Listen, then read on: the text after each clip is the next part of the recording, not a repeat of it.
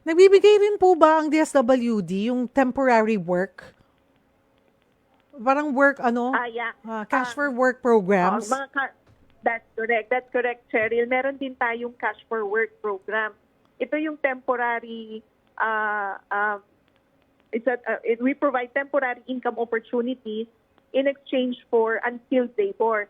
In other words, pwede kasi na magsagawa ng clean-up activities doon sa area na naapektuhan ng bagyo, and then the DSWD will provide compensation for that.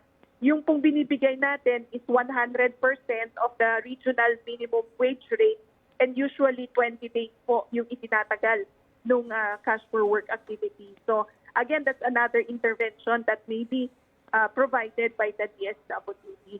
Ito pong mga ito ay pumapasok as we enter the early recovery phase, na kung saan nagsagawa na nga po ng rapid damage assessment and needs analysis ang lokal na pamahalaan at nakita yung need na mag-provide ng intervention to support the early recovery of the disaster-affected families, and at the same time conduct community activities that would help also the community in rebuilding and in recovering, rehabilitating from the effects of the disaster. Mhm. Paano po makaka-avail nun pag gusto po ng maging bahagi ng Cash for Work program po?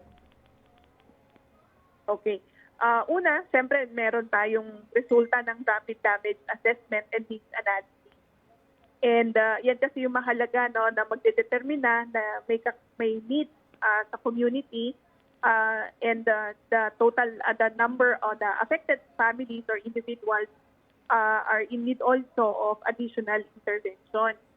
Gayun din po, kinakailangan na may request din yung local government unit sa DSWD. May DROMIC report din po na isinusumite sa ating mga field offices, na siya rin namang magiging basihan in the preparation of the project proposal for the implementation of these additional interventions. Again, it could be in the form of cash for work or in the form of emergency cash transfer.